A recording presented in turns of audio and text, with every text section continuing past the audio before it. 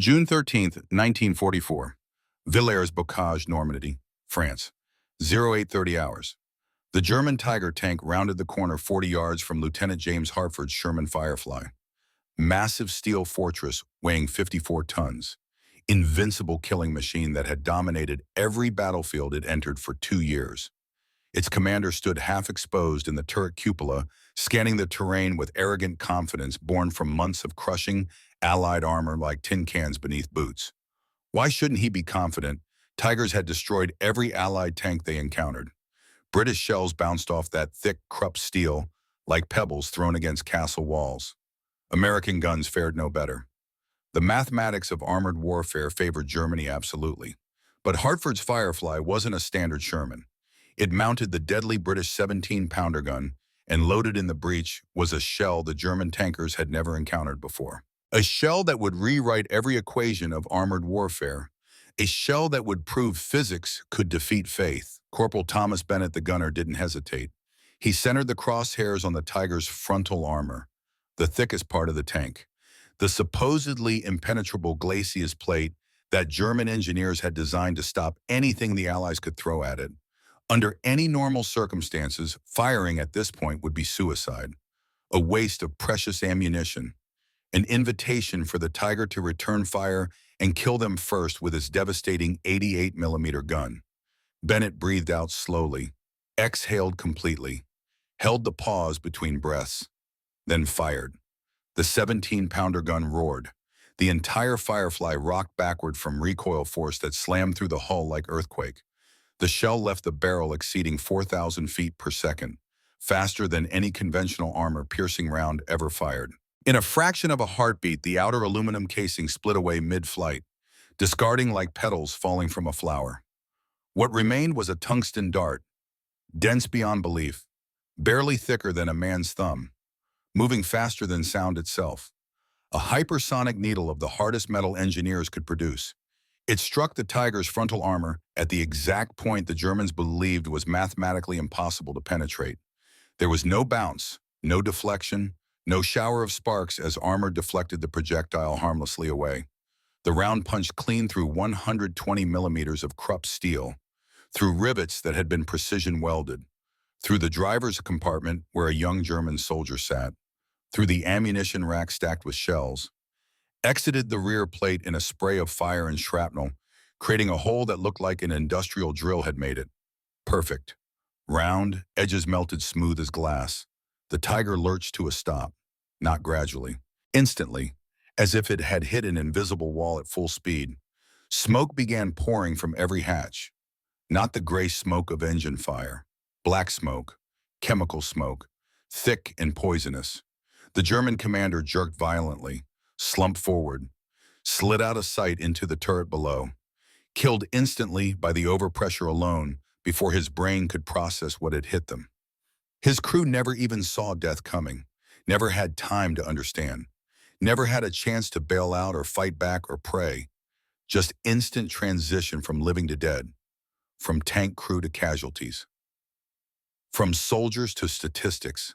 Hartford lowered his binoculars, hands shaking, stunned by what he'd just witnessed. His voice came out barely above a whisper, though no one could hear him over the ringing in their ears from the gun's report. "What the hell was that?" Bennett exhaled slowly. His hands were shaking on the controls despite the perfect shot, despite killing a Tiger that should have killed them, despite doing the impossible. That, sir, was APDS, armor-piercing, discarding sabot. For the first time in the war, the British possessed a weapon that could kill a Tiger with a single shot. A weapon that made German armor thickness irrelevant. A weapon that transformed physics into a killing force more powerful than any conventional shell. And the Germans had absolutely no idea it even existed.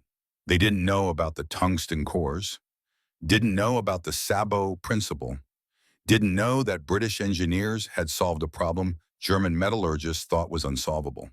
But to understand what APDS meant, what this single penetration would mean for thousands of tank crews fighting across Europe, you need to go back.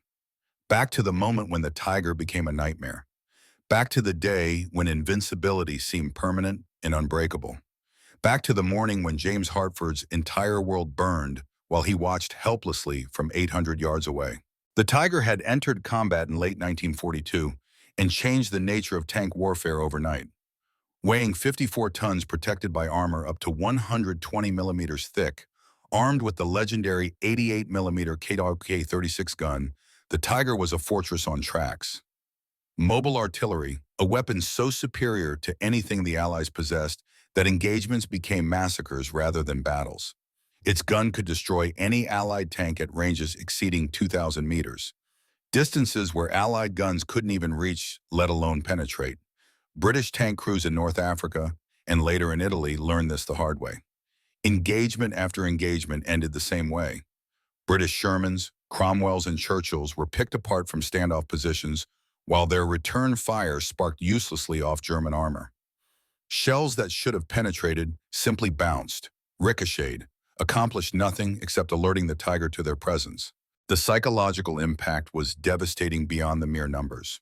Tank crews began referring to missions involving Tigers as suicide runs. Not hyperbole, not soldiers' dark humor, actual accurate description of tactical reality. By 1943, British intelligence had studied captured Tigers extensively. Engineers measured armor thickness. Metallurgists analyzed steel composition. Ballisticians calculated penetration requirements. The conclusion was grim. There was no conventional shell in the Allied arsenal capable of reliably penetrating the Tiger's frontal armor at combat ranges. The standard British tank gun, the 75 millimeter, might as well have been firing blankets. The projectiles simply lacked the mass and velocity to defeat that much hardened steel at that angle. 6 hours before that impossible APDS kill at Villers-Bocage, at 0200 hours that same morning, Hartford had attended a briefing. The town was lightly defended, intelligence said. Minimal German presence. The 7th Armored Division, the famous desert rats who'd fought across North Africa, would push through, establish positions, secure the road junction. Simple operation, textbook execution. The kind of mission planners loved because it looked good on maps and didn't require complicated coordination. Hartford commanded a standard Sherman then, not a Firefly yet, just a regular M4 with a 75 millimeter gun that couldn't hurt a Tiger frontally. He was part of a 22-tank column scheduled to advance through the town. His crew was experienced. They'd fought together since North Africa. Thompson on driver, Wilson loading shells, Bennett on the gun, Reynolds commanding the 2nd tank in column, Miller commanding the 3rd. These weren't just crew members. They were friends, brothers, men who'd shared sandstorms and German shells and bad rations and worse coffee, men who'd saved each other's lives more times than anyone counted anymore. The column entered Villers-Bocage at 0800 hours. Narrow cobblestone streets built centuries before anyone imagined armored warfare. Stone buildings with shuttered windows. French civilians waving cautiously from doorways, uncertain whether to celebrate liberation or hide from the battle they knew was coming. Everything seemed perfect. The advance was unopposed. No German resistance, no artillery, no small arms fire. Too perfect. The kind of perfect that makes experienced soldiers nervous because it usually means the enemy is waiting, choosing their moment, preparing an ambush. Then the world exploded into violence and fire and death. A single Tiger tank emerged from a side street like a predator from shadows. SS No. 131, commanded by SS Hauptsturmführer Michael Wittmann, the most dangerous tank ace in the entire Wehrmacht, a man who had personally destroyed 138 Allied tanks. A tactical genius who saw 22 British Shermans not as a threat, but as morning target practice, as opportunities to add to his kill count.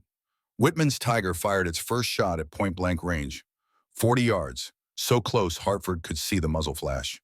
Reynolds' Sherman detonated. The turret blew completely off the hull, launched 30 feet into the air by the ammunition explosion inside, landed upside down on cobblestones with a crash that echoed between stone buildings. The crew inside was vaporized instantly, turned to vapor and fragments by the explosion before their nervous systems could register pain. One moment alive, next moment gone, erased from existence. The second shot hit Miller's tank, penetrated the engine compartment, set the gasoline on fire. Flames erupted instantly with a whoosh of superheated air. The crew tried to bail out, tried to escape the burning metal coffin. But German machine gun fire cut them down on the cobblestones before they could reach cover. Miller died screaming. His uniform was burning. He tried to crawl toward a doorway, but the flames consumed him. Hartford watched through his periscope, completely helpless, unable to help, unable to look away. Third shot, fourth shot, fifth shot, systematic execution, clinical precision. Whitman moved through the British column like a reaper through a wheat field at harvest. Each shot was perfect. Each shot killed. Each shot proved that German engineering was superior and Allied courage meant nothing against superior weapons. Hartford tried to return fire. His 75mm gun barked. The shell hit the Tiger's frontal armor dead center. Perfect shot, perfect aim, completely useless. The round bounced off, sparked, ricocheted harmlessly into a building facade. Might as well have thrown a rock at a fortress. The Tiger's armor was too thick. The angle was too steep. The British gun was too weak. Physics was too unforgiving. Whitman's return fire hit Hartford's Sherman on the turret ring, the junction between the turret and the hull where armor was thinnest. The shell penetrated, killed Wilson instantly. The shrapnel tore through the loader's position like a buzzsaw through paper. Wounded Thompson in the legs, set the ammunition on fire. Flames began spreading. Smoke filled the crew compartment. The temperature skyrocketed. They had seconds before the ammunition cooked off and the tank exploded. Hartford ordered bailout, emergency evacuation, immediate. Bennett pulled Thompson through the driver's hatch. Both men fell to the cobblestones, crawled behind their burning tank using it as cover. Watched as Whitman systematically destroyed 14 tanks in 15 minutes. 14 British tanks, 1 German Tiger, 15 minutes of perfect gunnery and tactical dominance. The British column was annihilated. Crews were dead or fleeing. Equipment was burning, and Whitman withdrew without a single scratch on his armor, without a single casualty to his crew, without even depleting half his ammunition load. A perfect German victory, a complete British disaster, a demonstration that the Tiger was invincible and Allied tank crews were helpless against it. Hartford sat in the rubble that afternoon, counting losses, documenting casualties for the after-action report that would try to explain the inexplicable.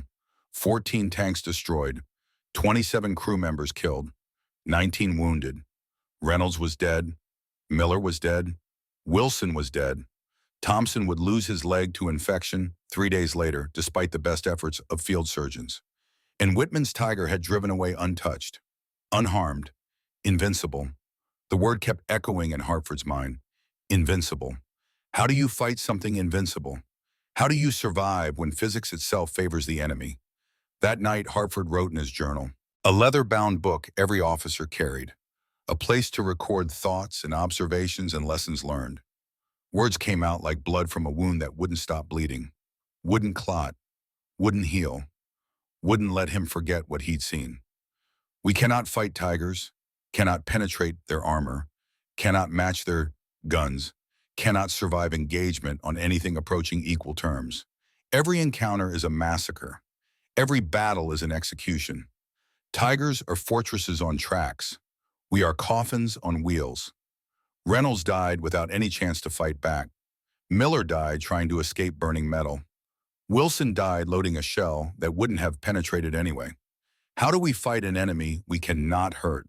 Hartford was 32 years old, a Manchester factory worker before the war. He joined the army in 1940 during the Dunkirk evacuation, watched British forces retreat across the Channel, watched Germany conquer France in weeks, decided then that Britain needed soldiers who would stand and fight rather than retreat. Trained as a tank commander because someone told him armor was the future of warfare. Someone hadn't mentioned that Tigers would make that future into a nightmare. His father had died in the Great War, the Somme offensive, machine guns cutting down infantry in waves. Hartford had promised his mother he would be smarter, would survive through intelligence rather than raw courage, would use tactics rather than bravery, would come home alive to the family that needed him. That promise felt empty now, hollow. Intelligence didn't matter when the enemy had superior weapons, when physics favored the Germans, when every tactical manual said engage Tigers only with overwhelming numerical superiority or air support or flanking maneuvers. Never frontally, never at close range, never with any expectation of survival. The mathematics were brutally clear. Sherman versus Tiger meant the Sherman dies. 5 Shermans versus 1 Tiger meant maybe 1 Sherman survives long enough to report contact before it too is destroyed. The cost was always measured in British blood, in friends burning alive, in brothers dying, in promises that couldn't be kept no matter how hard you tried. British tank crews developed a condition that medical officers couldn't quite name or treat. They called it tiger fear, a physical response to hearing the distinctive engine sound. The Maybach HL-230 engine had a particular rumble, deep, powerful, unmistakable to anyone who'd heard it before. The sound triggered panic, accelerated heart rate, sweating palms, difficulty breathing. Seeing the angular silhouette produced the same response. That boxy hull, that long gun, that thick armor. Understanding that your armor wouldn't protect you, that your gun wouldn't penetrate, that death was coming and courage wouldn't stop it. Hartford felt it every single time intelligence reported tigers in the sector. Felt it in his chest like a hand squeezing his heart. In his hands that trembled when loading guns. In his voice that he tried to keep steady while giving orders that might get his men killed. But something else was happening. Something the German tank crews didn't know about. Something that would change everything about armored warfare. In workshops far from the front lines, British engineers were solving an impossible problem. Building a weapon that shouldn't work according to conventional ballistics. Creating physics that would defeat German steel. Developing a round that would make the Tiger vulnerable. And Hartford would be among the first to fire it. First to prove that British science could answer German engineering. First to learn that tungsten carbide moving fast enough could penetrate any armor ever made. May 1944, Lulworth Ranges, Dorset, England. Dr. Richard Crawford stood in a reinforced observation bunker, staring at test results that contradicted everything conventional ballistics said was possible. A tungsten carbide penetrator, moving at 4,000 feet per second, had just punched through a captured Tiger frontal armor plate. Clean hole. Edges melted smooth as glass from the friction heat. Interior damage was catastrophic. The penetrator had retained enough energy after going through the armor to continue through internal components, through the engine block, through the rear plate, exited the tank completely. The physics were sound. The engineering was revolutionary. The implications were terrifying because Crawford understood exactly what this round would do to human beings inside a tank when it penetrated. Crawford was 48 years old, Cambridge educated in materials science and metallurgy, recruited by the Ministry of Supply in 1940 when the war demanded every scientist Britain could produce. His specialty was understanding how metals behaved under extreme stress, how crystalline structures failed, how heat and pressure transformed material properties in ways that could be exploited or prevented. For 3 years, he had been trying to solve a problem that every British tank commander said was unsolvable. How do you defeat German armor that is superior in thickness quality and metallurgical composition to anything Britain could produce with its limited resources? The British War Office mandate was specific, unambiguous, brutally clear. Develop a weapon that could kill a Tiger frontally, not from the side where the armor was thinner, not with a lucky shot through a vision port or hatch seam. Frontally reliably at combat ranges where tank battles actually happen. The challenge was physics itself. To penetrate thick armor, a projectile needs either extreme mass or extreme velocity. Ideally both, but existing guns had hard physical limitations. You couldn't simply make the shell heavier without reducing velocity. A heavy projectile accelerates more slowly. You couldn't just increase the powder charge without rupturing the gun barrel. Pressure has limits that steel cannot exceed. The solution would require something revolutionary, something that broke every conventional rule of ammunition design. The answer was the Sabot principle, a radical idea that seemed impossible until Crawford and his team made it work through months of trial and error. What if the shell you fired wasn't the shell that actually hit the target? Traditional armor-piercing rounds were solid slugs of hardened steel, sometimes with tungsten cores for added density and penetration. They were heavy. That weight helped them punch through armor through sheer momentum and kinetic energy. But weight also meant slower velocity. Slower velocity meant less kinetic energy on impact. Physics demanded a trade-off: mass versus speed. You couldn't have both with conventional ammunition design.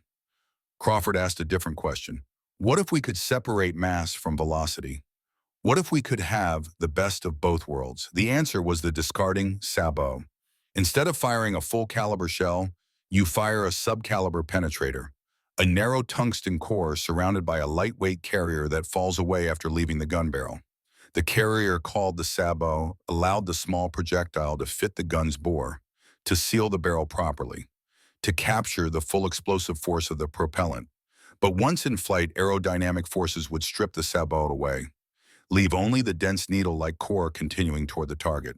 Small mass, extreme velocity, maximum kinetic energy at impact. The result was staggering when it actually worked. The tungsten penetrator, now free of all that excess mass, traveled at velocities conventional rounds could never hope to reach, over 4,000 feet per second. Compare that to standard armor-piercing ammunition at 2,500 feet per second. At those hypersonic speeds, kinetic energy became an unstoppable wrecking force. The laws of physics were absolutely merciless. Kinetic energy equals 1/2 times mass times velocity squared. Doubling the velocity quadrupled the energy. Even thick German armor couldn't withstand the focused impact of a hypersonic tungsten dart. Armor that stopped conventional shells simply opened like paper under APDS penetration. But development wasn't easy. The path from theory to working weapon was filled with failures. April 15, 1944, the first field test of a combat prototype. Crawford and his engineering team loaded an APDS round into a 17-pounder gun mounted on a test stand. The target was a section of captured Tiger frontal armor positioned 200 yards downrange. Real combat armor, actual German steel taken from a destroyed tank in North Africa. This wasn't a simulation using mild steel or mathematical models. This was a test against the actual enemy steel that had stopped every British round fired at it in combat. The gun crew loaded the round carefully. APDS was precision ammunition. The aluminum sabot had to fit perfectly. The tungsten core had to be centered exactly. Everything had to work in perfect harmony, or the round would fail catastrophically. The gun fired. Recoil was exactly as calculated. Muzzle flash, smoke, the distinctive crack of hypersonic projectile. But something went horribly wrong. The sabot didn't separate correctly. Instead of falling away cleanly, the aluminum segments tumbled, collided with the tungsten penetrator mid-flight, destabilized the trajectory. The core tumbled end over end, hit the target at completely the wrong angle, shattered on impact instead of penetrating. Metallurgical failure. Tungsten fragments scattered across the test range. No penetration. Just expensive failure in a smoking crater in the dirt. The test crew was safe in their reinforced bunker. But the failure was catastrophic for the program. Months of development work. Hundreds of thousands of pounds spent. Promises made to the War Office about delivering a war-winning weapon. Expectations from tank crews desperate for something, anything that would work against Tigers. All of it reduced to wreckage and the understanding that theoretical physics and practical engineering weren't the same thing. That making something work in a laboratory was completely different from making it work in combat conditions. That tungsten carbide was incredibly hard, but also incredibly brittle under the wrong stress conditions. Crawford's superior, Brigadier Morrison, was brutally clear about the timeline. No ambiguity, no mercy, no extensions. We have 8 weeks to fix this or the project gets canceled. Tigers are killing our tank crews at unsustainable rates. The casualty statistics are classified, but I will tell you this much. We are losing tanks faster than the factories can build them. Losing crews faster than training can replace them. Every single day without a working APDS round is another day more British boys burn alive in Shermans that cannot fight back. Fix this or I will find someone else who can. You have 8 weeks. Make them count. Crawford worked 18-hour days, testing tungsten from different suppliers.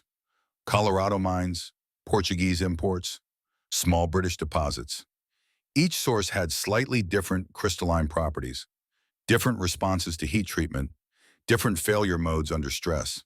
He analyzed sabot separation mechanics in wind tunnels, used high-speed cameras to capture the exact moment of discard at 10,000 frames per second, Adjusted rifling specifications because rate of twist affected spin and spin affected stability.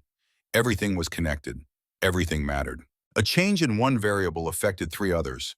His son Edward was serving in a tank regiment, stationed in Italy, fighting the Gothic Line. 24 years old, a Sherman commander just like the men Crawford was trying to save. Every failed test meant Edward would face Tigers with inadequate weapons. Every delay meant more British tank crews would die to German guns that Crawford's science couldn't defeat yet. The pressure was crushing. Personal and professional merged into a single desperate need to make the weapon work before it was too late. His wife Margaret found him at the laboratory at 3 a.m. His coffee had gone cold hours ago.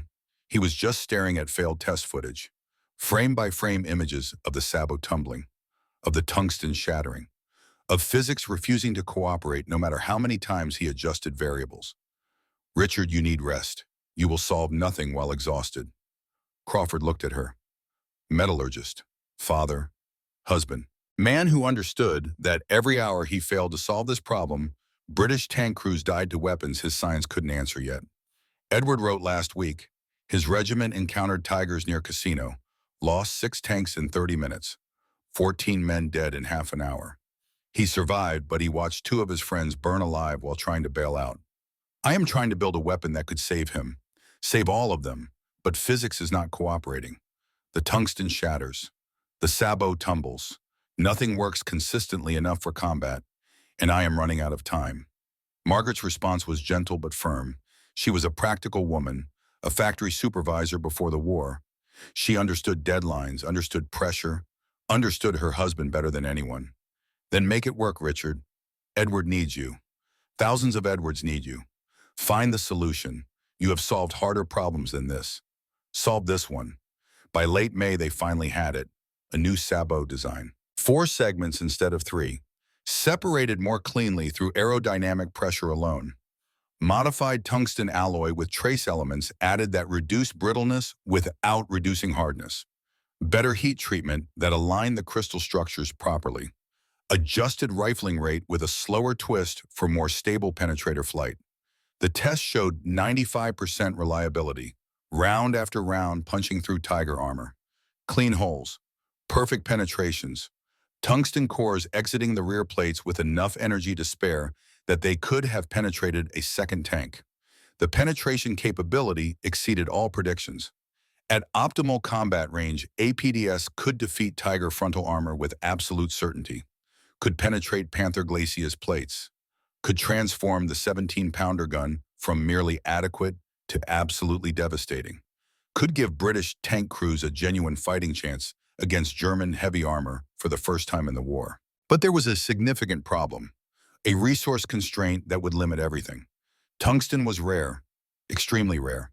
Britain's supply was desperately limited, and every APDS round consumed precious reserves that could not be replaced quickly. Production had to be carefully controlled. Distribution would be highly selective. Usage would be monitored and rationed. The War Office made a strategic decision: keep the weapon absolutely secret for as long as possible. If the Germans did not know APDS existed, they could not develop countermeasures, could not add more armor to their tanks, could not change their tactical doctrine, could not warn their crews about a threat they didn't know existed. The rounds were shipped quietly to forward depots, issued without fanfare or explanation, deployed with strict orders that left no room for interpretation. Use only against Tigers. Use only against Panthers if Tigers were not present. Nothing else. Do not waste these on Panzer IVs or lighter armor. Make every single shot count because more rounds might not be available. May 1944, somewhere in France. Hauptmann Franz Wolf sat in the commander's cupola of Tiger Tank number 217, 36 years old, from a Bavarian military family going back 4 generations. Joined the Wehrmacht in 1936 because that was what Bavarian sons did, what family tradition demanded. Fought in the Poland campaign, France, Russia, the vast, terrible steppes. Commanded a Panzer III at Kursk and survived the largest tank battle in human history through a combination of skill, experience, and pure luck. Upgraded to a Tiger in autumn 1943 when the Wehrmacht still had enough of them to go around. Around him, the Wehrmacht was retreating, slowly, fighting every single yard. but definitely retreating. The Allied invasion was coming. Everyone knew it. Intelligence reports showed massive buildup in southern England. Air reconnaissance photographed hundreds of ships and thousands of landing craft. But Wolf's Tiger was invincible. This was an article of faith, a mathematical certainty, a physical law verified by 2 years of combat experience. Allied tanks were inferior across every single metric that mattered. British Shermans with their weak guns and thin armor. American M4s with the same basic design.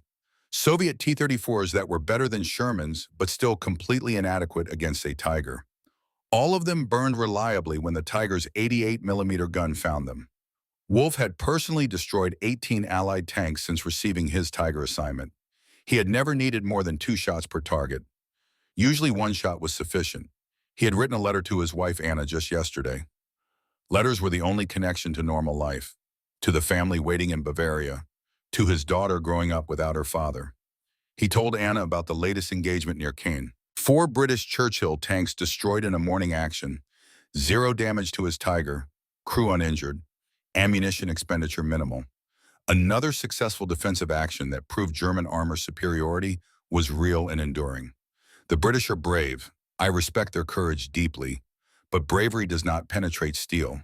They charge our positions in machines that are inferior to ours in every way. It is simultaneously admirable and tragic. Like medieval knights charging modern artillery, they die heroically, but they still die. Our Tiger makes us untouchable.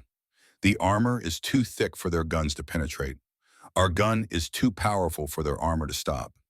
The engineering is too superior for them to match. I am safe here. Tell Helena that her father will come home. Tell her that German steel protects me. Anna had written back 3 weeks later. The letters took that long, crossing war-torn Europe. She told him about Helena, 8 years old now, learning to play piano. Her teacher said she had real talent. Helena kept asking when her father would return from the war, asking why the fighting continued when everyone said Germany was winning. Questions that Anna could not answer adequately. Questions that made Wolf question things occasionally in the quiet moments. But orders were orders. Duty was duty. Germany was the homeland that needed defense against enemies from all directions. The letters reminded him that war was not an abstract tactical problem, that he fought for his family, for his daughter who needed her father, for his wife who needed her husband, for the home that needed protection. Wehrmacht armor doctrine in spring 1944 was built entirely on Tiger and Panther superiority. German tanks would establish defensive positions on favorable terrain, force the Allies to attack uphill or across open ground, destroy Allied armor at maximum range before Allied guns could effectively return fire. This approach required far fewer tanks than the Allies possessed, but it required better tanks. Quality over quantity, quality over sheer numbers. German crews were better trained on average, 6 months versus the Allied 3 months. Better equipped with superior optics and precision rangefinders. More experienced because veterans survived through the skill that new crews had not yet developed. Tiger specifications supported this defensive doctrine perfectly. Frontal armor 120 millimeters thick, sloped at angles that increased the effective thickness even more. The 88mm Kayaboo K-36 gun could penetrate any Allied tank at 2,000 meters. Distances where Allied guns could not even reach the Tiger effectively. The engagement doctrine was mathematically simple and brutally effective. See the enemy first through your superior optics. Fire first with your superior gun. Kill first with your superior ammunition. Retreat only if overwhelmed by absolutely impossible numbers. Preserve the tank because replacement would take months if it came at all. Preserve the crew because veteran experience was completely irreplaceable. But the numbers were becoming an existential problem that even German engineering could not overcome forever. Germany had produced 347 Tigers total during the entire war. Production was limited by complexity, by resource shortages, by Allied bombing of the factories. Britain would eventually field over 100 Fireflies. America had produced 50,000 Shermans. The Soviets had built tens of thousands of T-34s. Even with 5-to-1 kill ratios consistently favoring the Tigers, even with perfect German gunnery and flawless tactics, the mathematics eventually favored the Allies. The weight of numbers, the industrial capacity, the resources, the time, All of it favored the Allies in the long run. But for now, in spring 1944, the Tiger remained a battlefield god. A weapon that made German crews feel invincible. A shield that deflected Allied shells. A sword that destroyed Allied armor at ranges where return fire was completely impossible. Wolfe trusted his Tiger absolutely. Trusted the German steel that had stopped every Allied shell ever fired at it. Trusted the Krupp metallurgy that had been perfected over decades of industrial development. Trusted the engineering culture that had made Germany dominant in armored warfare since the Poland campaign in 1939. That faith was entirely rational, based on extensive combat experience, verified by his own survival and the deaths of 18 Allied tank crews. But that faith was about to be tested in ways Wolfe could not imagine, by British science he did not know existed, by tungsten carbide moving at speeds that made armor thickness completely irrelevant, by physics that did not care about German confidence or Krupp steel quality or Wehrmacht tactical superiority. By rounds that would penetrate armor the Germans thought was mathematically impenetrable. By a weapon that would transform the Tiger from invincible fortress to vulnerable target with a single perfect shot. June 10, 1944. 4 days before the massive Allied invasion everyone knew was coming. British tank depot in southern England. Hartford had been reassigned after the WWII disaster. Given a new crew to replace the men who had been killed or wounded. Given a new tank to replace the Sherman that Whitman had destroyed. But this was not a standard Sherman this time. This was a Firefly variant, modified by British engineers working around the clock. The standard M4 hull, but the turret had been completely rebuilt. The 75mm gun had been removed. The British 17-pounder gun had been installed in its place. Longer barrel for better velocity, better penetration characteristics, more recoil that required reinforcement. The entire internal layout had been redesigned to accommodate the larger weapon. The radio had been moved. Crew positions had been reconfigured. The result was a Sherman that could theoretically fight Tigers on something approaching equal terms. Theoretically being the absolutely critical word. Bennett was still with him, the only survivor from the original crew besides Hartford himself. Thompson had died from his infected leg wound. Davis was the new driver. Morrison filled Wilson's position as loader. Young, only 19 years old. Hartford tried not to think about how Morrison reminded him of Wilson. Same age, same nervous energy, same eagerness to prove himself. Reynolds and Miller were dead and their positions were filled by strangers Hartford did not know yet, did not want to know too well, did not want to memorize faces that might burn. The supply officer called Hartford to the depot. Special delivery, eyes only. Wooden crates marked experimental authorized personnel only in red stenciling. Inside were 12 rounds that looked different from any ammunition Hartford had ever seen. Smaller projectile diameter, lighter overall weight, strange two-piece construction visible through an inspection port, aluminum sabot wrapped around a dark tungsten core that seemed to absorb light, red band painted around each round. Warning, special purpose, handle with extreme care. The ordnance officer's briefing was minimal, cryptic, the manner of a man who knew more than he could say. Lieutenant Hartford, this is APDS, armor-piercing, discarding sabot, experimental ammunition, extremely expensive to produce. Each round costs more than you make in a month. Extremely limited supply across the entire British Army. Use these only against Tigers. Against Panthers if no Tigers are present. Against absolutely nothing else. Do not waste them on Panzer IVs or lighter armor. Make every single shot count because you will not get more rounds for weeks. Questions. Hartford raised his hand. A commander's right, a need to understand the weapon before using it in combat. What makes these different from our standard armor-piercing rounds? The officer's smile was uncomfortable. The expression of a man who knew something deeply disturbing, something he wished he could unknow. They work against Tigers, frontally, at combat ranges where tank battles actually happen. That is all you need to know tactically. Fire them the same way you fire standard armor-piercing. Aim center mass. Let physics handle the rest. And Hartford. When you hit a Tiger with this round, do not be surprised by what you see. It is supposed to look like that. Supposed to be violent and absolute. Just understand that the enemy crew will not survive, will not bail out, will not have any chance whatsoever to surrender or retreat. The round kills everyone inside the tank instantly, completely. That is exactly what APDS is designed to do. June 12, 1944, night before they would return to Villers-Bocage, night before Hartford would face Tigers again, but this time with a weapon that might actually work. He sat in the Firefly's turret while Bennett methodically cleaned the 17-pounder gun. Meticulous care. Professional preparation. They had been told Tigers were in the sector. SS units. Possibly even Whitman's battalion returning. The standard nightmare scenario that made Hartford's hands shake with the memory of Reynolds burning and Miller screaming and Wilson dying. Hartford held a single APDS round in the dim red light of the tank's interior.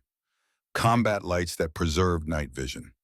He studied the tungsten core visible through the aluminum sabot, dark metal that seemed to absorb light rather than reflect it, heavy far beyond what the physical size would suggest. Compact mass that represented 3 years of British engineering effort, represented Crawford's 18-hour days and failed tests and desperate timeline, represented hope that British science could finally answer German steel.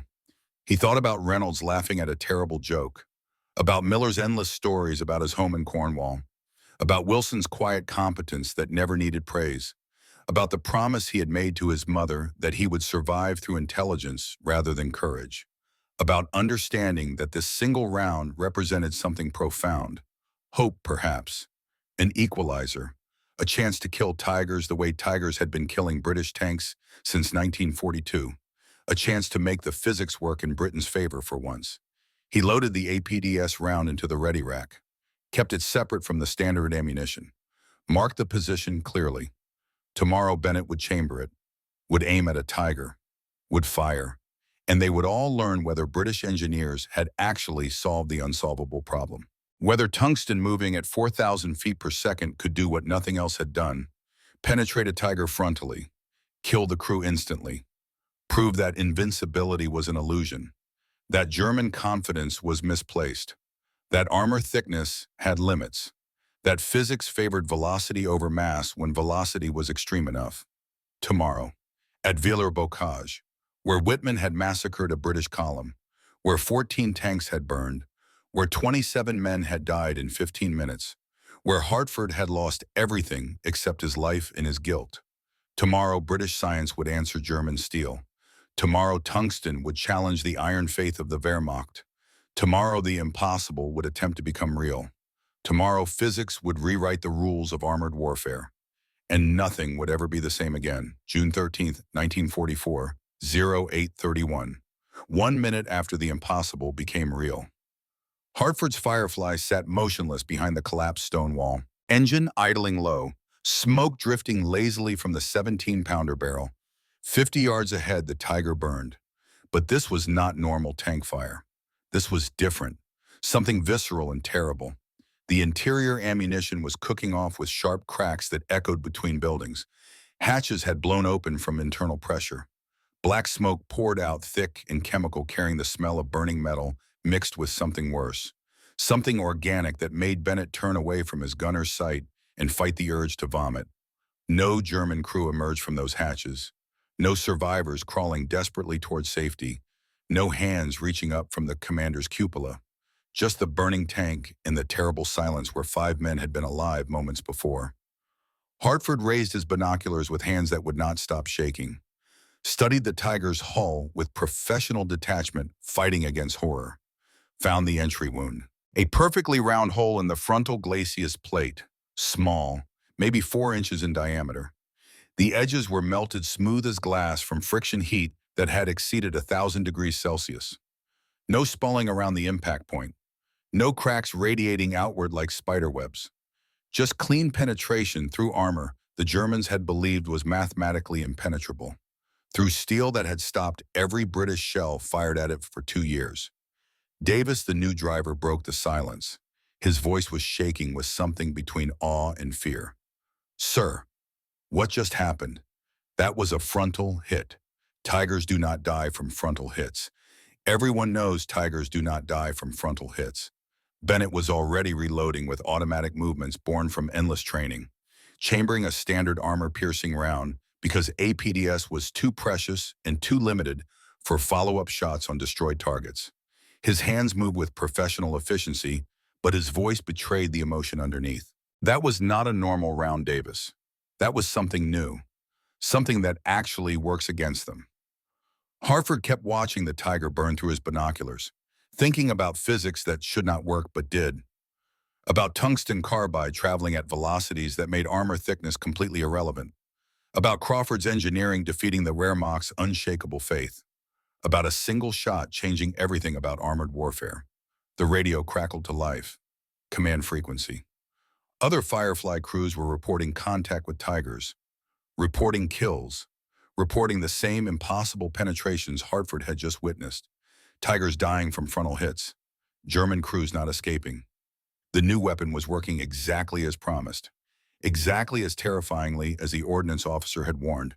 3 more tigers appeared that morning in different sectors around Villers-Bocage, different locations, different ranges, different tactical situations. Same result every single time. APDS penetration, instant kills, German crews dead before they could understand what had hit them, before their training could kick in, before their survival instincts could save them. By noon, British forces had destroyed 7 Tigers, 7 of the most dangerous tanks in the Wehrmacht, with only 8 APDS rounds expended, an 87% kill rate. Compare that to previous engagements where 20 British tanks had died for each Tiger killed. The mathematics had reversed completely. Physics had shifted in Britain's favor. The balance of armored warfare had changed in a single morning. But the cost was not measured only in statistics and kill ratios. Hartford examined the second Tiger his Firefly had killed later that day. Range had been 600 yards. Side armor exposed during a maneuver. Bennett's shot had penetrated the driver's compartment, continued through the fighting compartment, exited the rear plate. The tungsten core had retained enough energy after passing completely through the entire tank to embed itself in a stone building behind the target. German engineers would later calculate that the penetrator had maintained 60% of its kinetic energy after going through the tank. Enough energy remaining to penetrate a second Tiger if one had been positioned directly behind the first. British recovery crews pulled the bodies from the destroyed Tigers under Hartford's supervision. The medical officer documented the deaths for intelligence reports that would be studied by analysts far from the front lines. Blunt force trauma from the pressure spikes, thermal burns from superheated gas that had filled the crew compartment in microseconds, internal injuries from shrapnel and spalling that turned the inside of the tank into a steel blender. Every single crew member had died within seconds of penetration. No time to react or understand. No chance to bail out or fight back. No opportunity to surrender or retreat. Just instant transition from living soldiers to casualties. From tank crews to statistics. From human beings to problems solved through superior physics.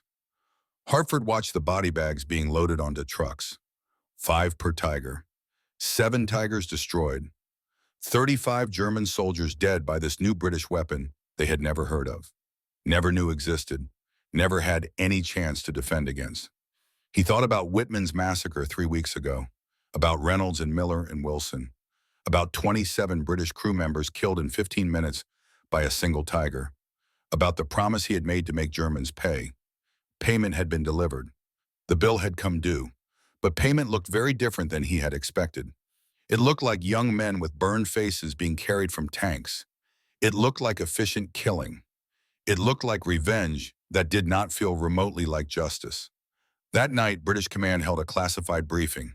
Security level was raised to the highest classification. No details could be mentioned in written reports. No discussion of APDS in radio traffic that Germans might intercept. No acknowledgement in any documents that the enemy might capture. But the officers needed to understand what they now possessed, what this new weapon meant tactically and strategically, what had changed about the war they were fighting. Colonel Reynolds addressed the assembled tank commanders. Hartford noticed that all the other Firefly commanders were present. 12 men total, 12 tank killers, 12 crews who had used APDS successfully in its first day of combat. Gentlemen, today we achieved something unprecedented in this war. 7 Tigers destroyed with minimal British casualties. This represents a fundamental shift in armored warfare. The Germans have relied absolutely on Tiger invincibility for 2 years. That invincibility died today. It died in flames and it is not coming back. But we must maintain absolute operational security about this weapon. APDS rounds are extremely limited in number. Tungsten supply severely constrains production. Each round costs more than most of you earn in 6 months of service. Use them sparingly and use them wisely. Tell your crews these are last resort weapons. For Tigers only. For Panthers only if absolutely necessary. Nothing else justifies the expenditure. Hartford raised his hand. The privilege and responsibility of rank. Permission to speak, Sir granted, Lieutenant. What do we tell the crews about what APDS actually does? About how the enemy crews die when we use it? Colonel Reynolds paused, considered the question carefully, considered the men who would need to fire these rounds repeatedly, who would need to live with the results and the memories, who would need to continue functioning as soldiers despite what they witnessed. Tell them the truth, Lieutenant. The round kills efficiently. The enemy crew does not survive. That is what APDS is specifically designed to do. If that fact bothers them, remind them of Villers-Bocage 3 weeks ago. Remind them of 14 British tanks burning in 15 minutes. Remind them of 27 crew members dead. Remind them that we are not fighting this war for sport or glory. We are fighting to win. APDS helps us win. That is all that matters in the end. June 15th, 1944. 2 days after the first APDS kills, British intelligence intercepted German radio traffic, encrypted but partially decoded by the codebreakers at Bletchley Park working around the clock. Wehrmacht units were reporting impossible penetrations and frantic messages. Tigers destroyed by an unknown weapon that left no survivors. Crews killed before bailout was even possible. Armor penetrated frontally at ranges the Germans had thought were completely safe. The confusion was evident in every transmission. Desperate requests for information, urgent demands for explanations, orders to recover damaged tanks immediately for detailed technical analysis. German recovery crews examined the destroyed Tiger near Villers-Bocage with painstaking care, photographing every detail of the damage, measuring the penetration hole with precision instruments, collecting samples of the metal around the impact point. The entry hole dimensions did not match any known Allied gun or ammunition. Too small in diameter for a 17-pounder conventional round. Too clean and precise for a lucky penetration through some weak point in the armor. The metallurgical analysis of the hole edges showed melting and thermal deformation. Extreme temperatures far higher than normal armor piercing rounds should generate. Something was fundamentally different. Something was completely new. Something the British were not announcing or acknowledging. Hauptmann Franz Wolf received the classified report 3 days after Villers-Bocage. His battalion had lost 4 Tigers in just 2 days of fighting. A casualty rate that was absolutely unsustainable given that replacement tanks took months to arrive if they came at all. More concerning than the raw numbers, experienced crews were dying without any chance to report what had killed them. No survivors to describe the weapon in detail. No tactical data to use for developing countermeasures. Just destroyed tanks and dead crews and a growing sense of uncertainty among the surviving German tankers who were starting to question everything they had been taught. Wolf studied a destroyed Tiger personally, brought his engineering officer along. Both men needed to understand what they were facing. The hole was perfectly round, diameter approximately 10 centimeters. The edges showed thermal deformation absolutely consistent with extreme heat, but not explosive heat from a warhead detonating. This was kinetic heat, friction heat, the heat generated by something moving impossibly fast through solid steel. The engineering officer measured the angle of penetration carefully, calculated the trajectory, determined that the shot had come from 600 meters away. Frontal aspect, direct hit on the glacis plate that should have been impenetrable. The shell should have bounced off harmlessly. Should have deflected at that angle and range. Krupp steel at this thickness and quality should stop absolutely anything the Allies could fire. But the steel had failed. The armor had opened. The crew had died. Wolf touched the edge of the hole with his gloved hand. The metal was smooth, almost glassy, melted and then resolidified in patterns that suggested temperatures exceeding 1,000 degrees Celsius at the exact moment of impact. But what could produce that kind of heat? What could generate that level of energy? The engineering officer had a theory, an uncomfortable theory that challenged everything Wehrmacht armor doctrine assumed about German superiority. Herr Hauptmann, I believe the British have developed a subcaliber penetrator using an extremely dense core material, most likely tungsten carbide based on the penetration characteristics. The projectile is wrapped in a sabot carrier that discards after leaving the gun barrel. This design would explain the small diameter of the entry hole, would explain the extreme velocity required for frontal penetration at this range, would explain the thermal signature we are observing. The physics supports this hypothesis completely. The engineering supports this possibility. The only question is whether the British have sufficient resources to produce such ammunition at any meaningful scale. Wolfe understood the implications immediately, completely. If the British possessed functional tungsten penetrators, the Tiger's armor advantage evaporated overnight. Frontal engagements became suicide missions. The entire defensive doctrine collapsed like a house of cards. Faith in German steel shattered into fragments. He asked the question even though he already knew the answer. Needed the confirmation even though it would destroy his last hope. Can we develop similar ammunition to match them? The engineering officer's expression answered before his words did.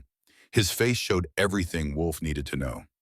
Germany's tungsten supplies come primarily from mines in occupied territories, mines that British bombers are targeting with increasing regularity and success. Our strategic reserves are critically low and dropping every month. Priority allocation goes to machine tools and cutting equipment that are absolutely essential for arms production. Ammunition production is third priority at best. Even if we designed a functional sabot round tomorrow, we fundamentally lack the tungsten necessary to manufacture it at any scale that would matter. We simply cannot match the British in this particular technology race. We have already lost before the race even began. That night, Wolfe wrote to Anna, a different kind of letter than all the previous ones. Gone was the confidence he had always projected. Gone was the assurance about German superiority and inevitable victory. Gone was the certainty about Tiger invincibility, protecting him from all harm. The enemy has developed a new weapon. It penetrates our frontal armor as if it were paper. It kills entire crews before we can even understand what has hit us. I lost 4 good men today to a single British tank. 4 Tigers destroyed, 20 crew members dead. All of them gone in minutes.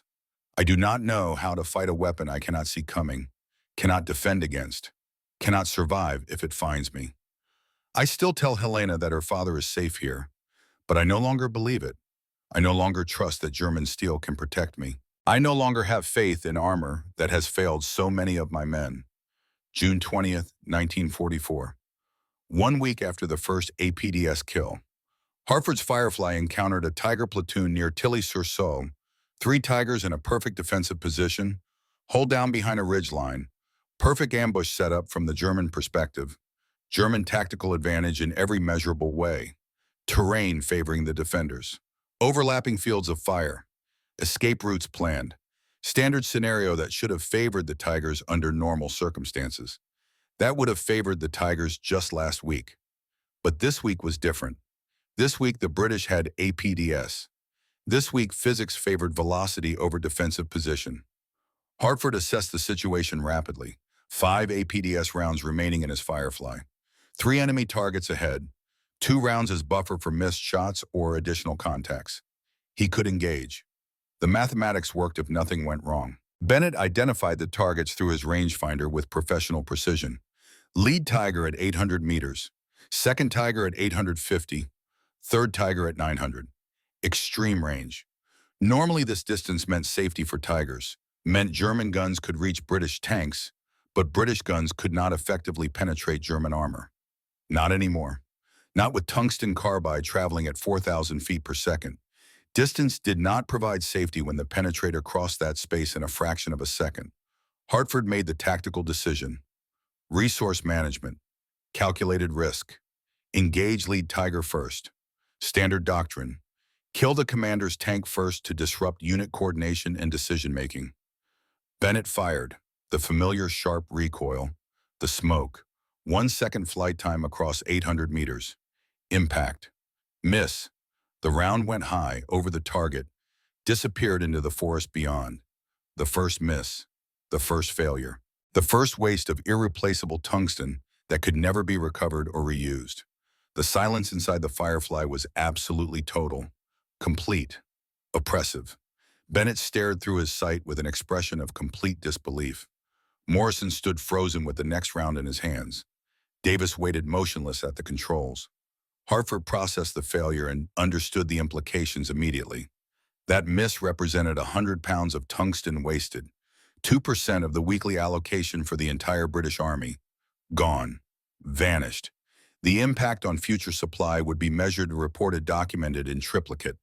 Someone at division headquarters would calculate the exact cost, would question whether Hartford's crew deserved APDS priority allocation if they were going to waste shots like amateur recruits. The Tiger traversed its turrets smoothly, searching methodically for the source of the near miss. Found the Firefly's position through superior German optics. Fired. The German 88mm round hit the ground 30 meters short, ricocheted over the Firefly's hull with a sound like tearing metal. Close. Far too close. A wake-up call. A reminder that mistakes had immediate consequences. Bennett reloaded frantically. Standard armor piercing this time. Could not risk wasting another APDS round on a single reconnaissance Tiger. Could not afford another miss. Acquired the target again through his sight. Fired. Hit. Penetrated the side armor as the Tiger maneuvered to escape. Standard kill using conventional tactics and conventional ammunition. Traditional methods, but a sharp reminder that the miss had real consequences. That wasting APDS meant falling back on conventional weapons that required flanking maneuvers. That required luck. That put British crews at substantially greater risk. That evening, Hartford reported the engagement in his after-action report. Filed the paperwork that every officer dreaded. Documented the miss with clinical precision. Explained the circumstances as objectively as possible. Extreme range for first shot of the engagement. Gunner error in elevation calculation. Wind compensation failure. But he also understood that British command would note this failure carefully. Would calculate the cost in their spreadsheets. Would remember when allocating future APDS supplies to different units. Every round counted, every miss mattered. The advantage APDS provided was powerful but fragile, dependent entirely on a resource that could not be wasted without consequences. June 27, 1944. Hartford received a summons to division headquarters. Direct order from the brigadier commanding the entire armored brigade. Report immediately. Bring complete records of APDS expenditure. Hartford knew exactly what this meant.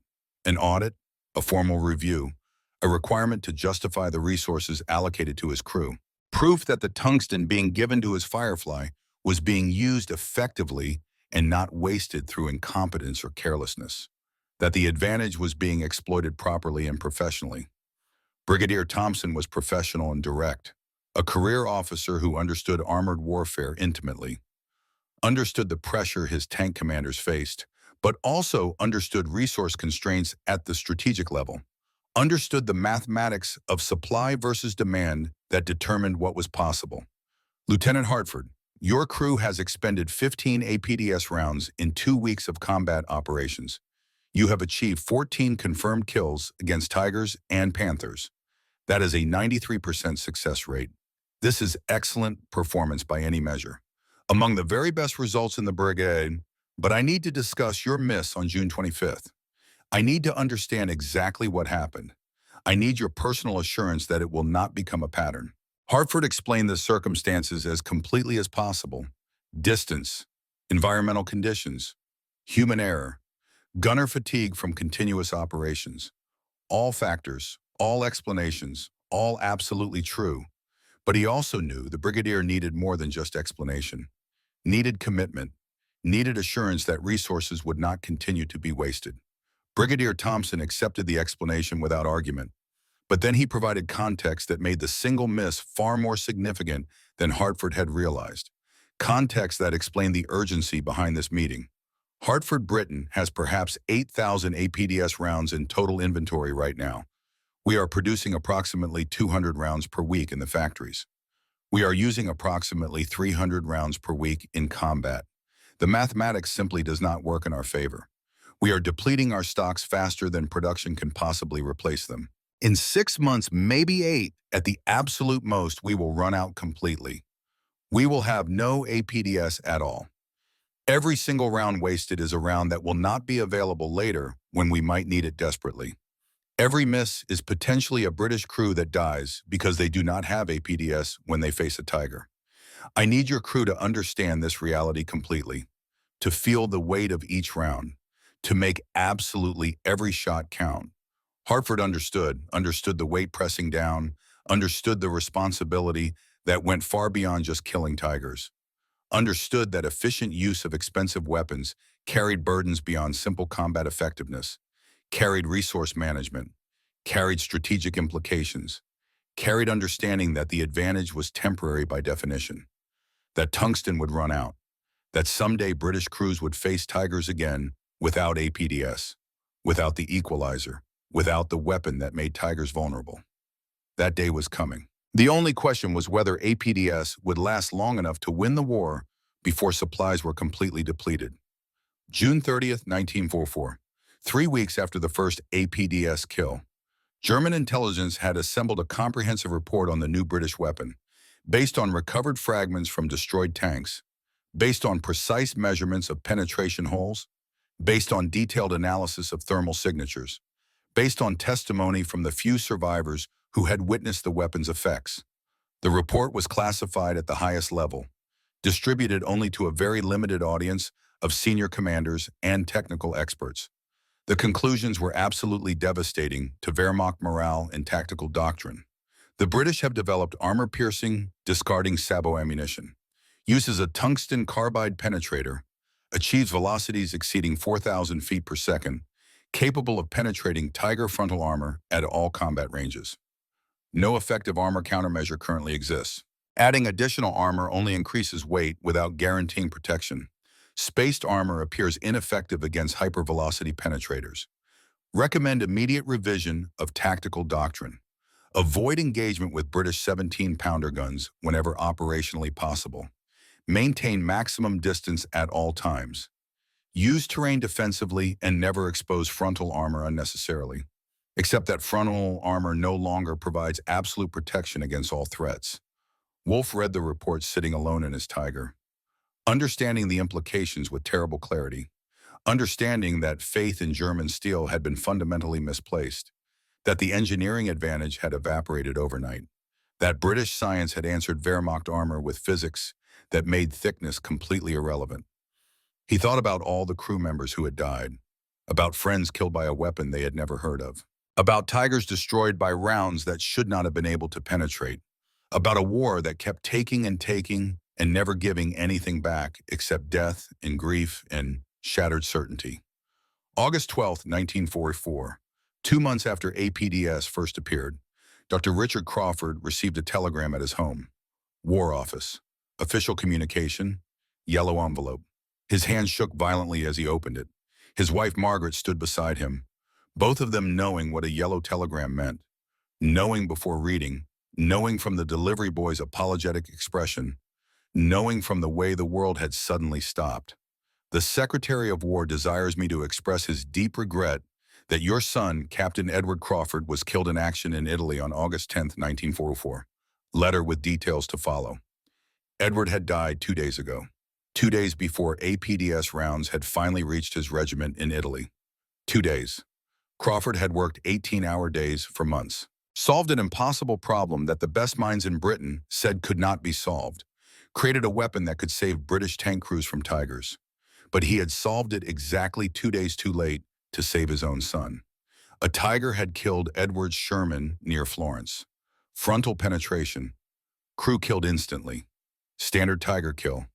If the APDS had arrived 1 week earlier, if Crawford had worked just slightly faster, if the sabot separation had worked correctly on the first test instead of requiring months of refinement, Margaret held him while he wept, while he shook with grief that had no outlet and no resolution. You saved thousands, Richard. Thousands of Edwards who will go home to their families because of what you created. Our Edward died so others could live. That has to mean something. It has to.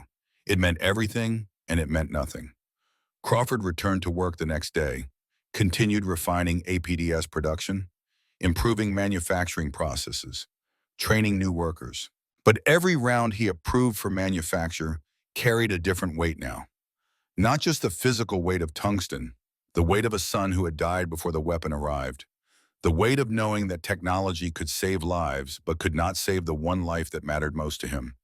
The weight of understanding that he had succeeded and failed simultaneously. July 2nd, 1944. Hartford's Firefly engaged a Tiger platoon near Carpiquet. 5 Tigers in a defensive line, covering German infantry withdrawal from positions that were becoming untenable. Perfect defensive terrain from the German perspective. Hold down positions that exposed only turrets. Overlapping fields of fire that created a killing zone. This was a nightmare scenario even with APDS. 5 Tigers meant 5 APDS rounds minimum if every shot was perfect. No margin for error, no room for misses, no wasted shots. Hartford had exactly 4 APDS rounds remaining.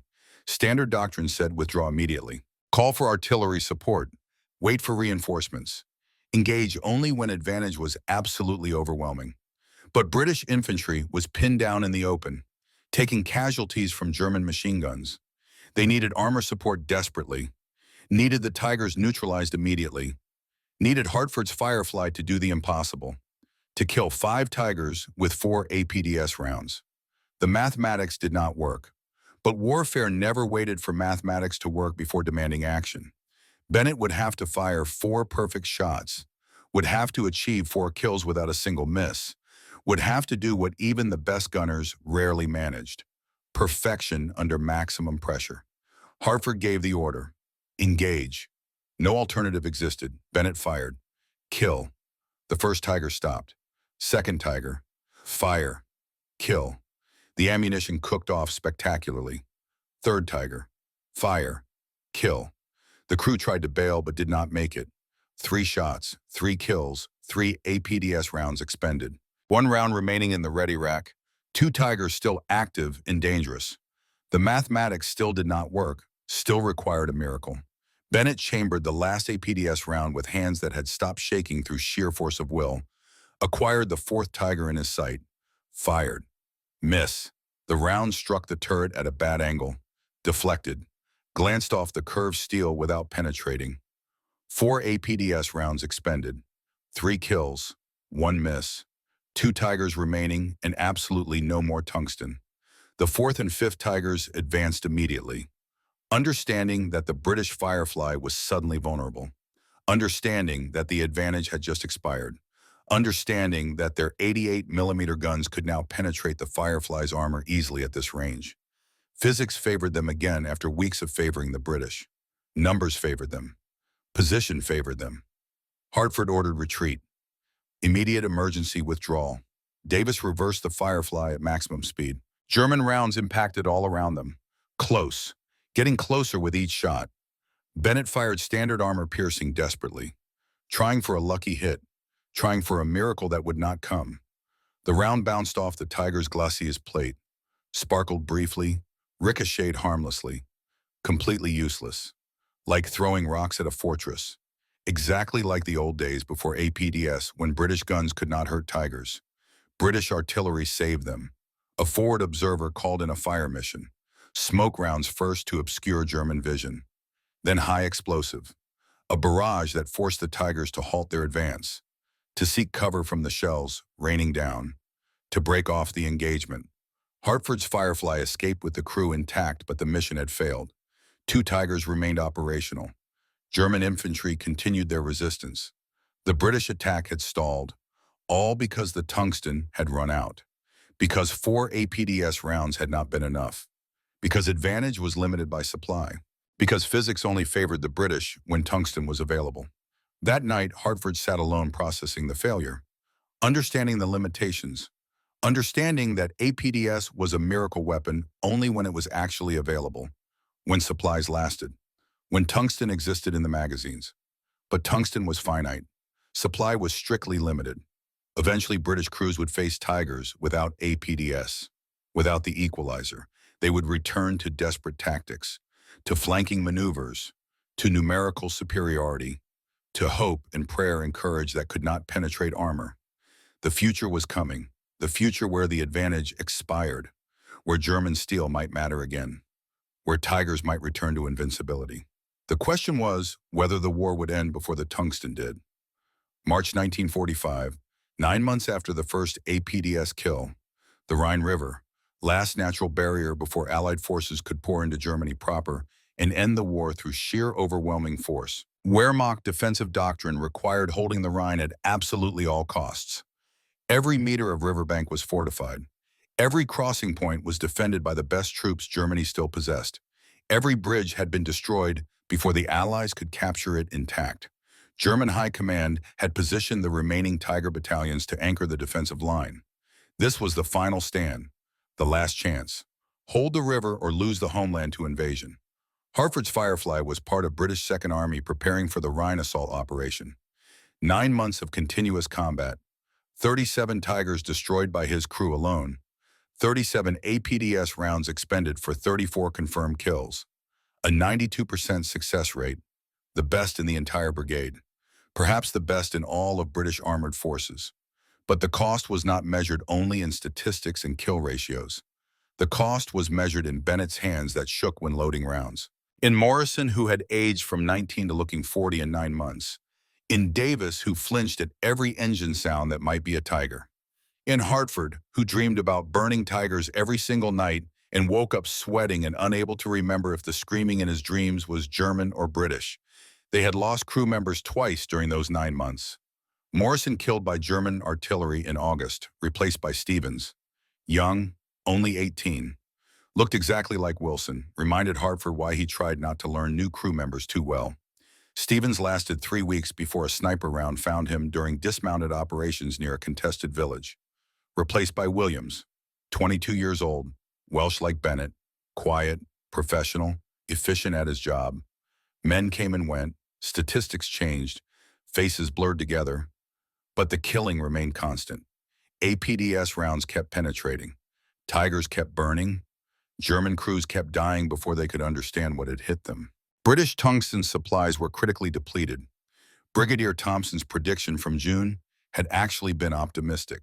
The reserves had not lasted 8 months, had barely lasted 7. By March 1945, Britain possessed perhaps 1,500 APDS rounds in total remaining inventory. Production had increased slightly through efficiency improvements, but demand far exceeded supply. Portuguese tungsten imports were irregular due to German submarine activity in the Atlantic. British mines were nearly exhausted. Recycling programs recovered fragments from battlefields, but could not possibly replace the expenditure rate. Every Firefly crew received strict allocation, 3 APDS rounds maximum. Use them or lose the opportunity forever. No resupply until after Rhine crossing succeeded. Maybe no resupply at all if the invasion failed and the war dragged on into summer. Hartford held his 3 rounds, red bands bright in the dim light, tungsten cores dense and deadly. Physics that made Tigers vulnerable concentrated into 3 small packages, 3 chances to kill, 3 opportunities to equalize the odds, 3 rounds to face an unknown number of German heavy tanks defending the river crossing. The mathematics did not favor the British anymore. The advantage was disappearing with each round expended. The question was whether tungsten would last long enough to win the war, or whether the war would continue after the miracle weapon was completely exhausted. March 23, 1945.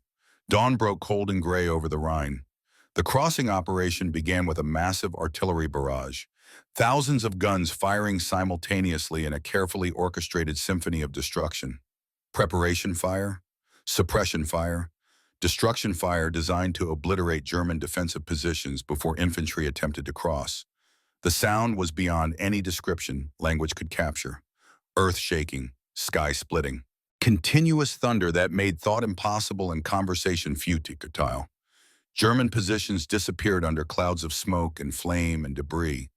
Buildings collapsed into rubble. Fortifications crumbled under the weight of high explosive. But Tigers survived, deep in reinforced positions, dug in, hull down, waiting with German patience and discipline. The crews knew the British were coming, knew the crossing was inevitable, knew their orders were to hold or die trying. Intelligence reported 6 Tigers defending Hartford's specific sector of the river, 6 of the most dangerous tanks remaining in the Wehrmacht arsenal, against Hartford's 3 APDS rounds.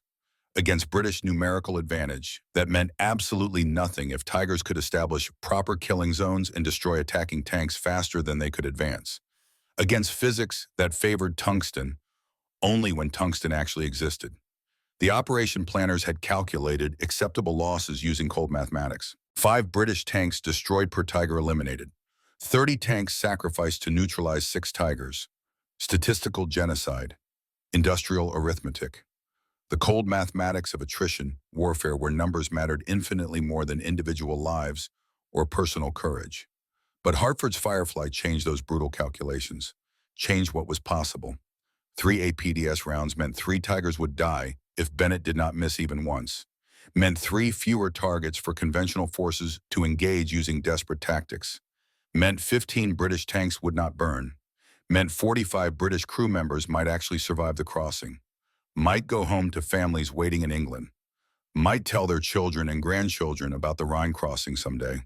The statistics became intensely personal when you calculated saved lives instead of merely acceptable losses. British tanks advanced at 0700 hours, through smoke that burned eyes and throats, through morning mist rising from the river, through terrain that had been devastated by the artillery barrage. The first Tiger appeared at 800 meters, hull down behind a pile of rubble that had been a building yesterday. Only the turret was visible, perfect defensive position that German doctrine had perfected over years of warfare. The German gunner would have clear shots at British tanks advancing across completely open ground, would destroy multiple targets before return fire could become effective. This was the standard massacre scenario that British crews had endured since 1942, the nightmare that APDS was supposed to end. Bennett acquired the target through his sight. Morning light was difficult, low angle, shadows everywhere. The mist obscured precise range estimation. Smoke from fires complicated trajectory calculations. But Bennett was a professional, had made 37 kills, knew the 17-pounder gun more intimately than he knew his own family, knew APDS ballistics from countless engagements, knew exactly what tungsten could do when fired straight and true. Hartford gave the order with a voice that sounded calmer than he felt. Engage the target. Bennett fired. The round left the barrel at 4,000 feet per second. The sabres separated cleanly in flight, just as designed. The tungsten core continued its journey. Flight time approximately 1 second across 800 meters. Impact. Penetration. Perfect hit. The Tiger's turrets stopped traversing mid-rotation. The hatches did not open. No smoke appeared initially. No fire. Just complete silence from a tank that should have been fighting back. The crew was dead from catastrophic overpressure before their nervous systems could process what had happened. 1 Tiger destroyed, 1 APDS round expended, 2 rounds remaining, 5 Tigers somewhere in the smoke and ruins. The mathematics were improving, but still desperately unfavorable. British armor continued advancing toward the river under covering fire from artillery. They encountered the second Tiger at 300 meters from the water's edge. Point-blank range where the German 88mm gun made Sherman armor completely irrelevant. The Tiger fired first. A British Churchill tank exploded violently. The crew was killed instantly by the penetration and secondary ammunition detonation. The second German shot killed another Churchill before it could even react. The German crew was professional, experienced, probably veterans of the Eastern Front, men who knew exactly how to kill efficiently and without mercy. Hartford's Firefly maneuvered desperately for a clear shot. Bennett acquired the target through his sight. Range 400 meters. Close. Dangerously close. The Tiger could destroy the Firefly with a single well-placed shot at this distance. Hartford gave the order, knowing the terrible risk. Knowing the Tiger might fire first. Knowing that physics favored speed and Bennett was very fast. Bennett fired without hesitation. Impact. Penetration immediate. The Tiger stopped as if it had hit an invisible wall. Ammunition cooked off inside with a muffled explosion. The turret lifted slightly from the hull by the internal blast. The crew died before the fire could consume their bodies. 2 Tigers destroyed. 2 APDS rounds expended. 1 round remaining in Hartford's possession. 4 Tigers remaining somewhere in the chaos. The mathematics were still brutally unfavorable, but improving with each kill. British forces established a tenuous bridgehead by noon. Engineers began constructing pontoon bridges under intense fire. Infantry crossed in boats and small craft. German artillery tried desperately to disrupt the crossing. British counter-battery fire worked to suppress the German guns. Smoke screens obscured the river from German observers. The chaos was absolute. The confusion was total. These were perfect conditions for the remaining Tigers to strike, to destroy the bridges, to kill the engineers, to halt the invasion before momentum could build into something unstoppable.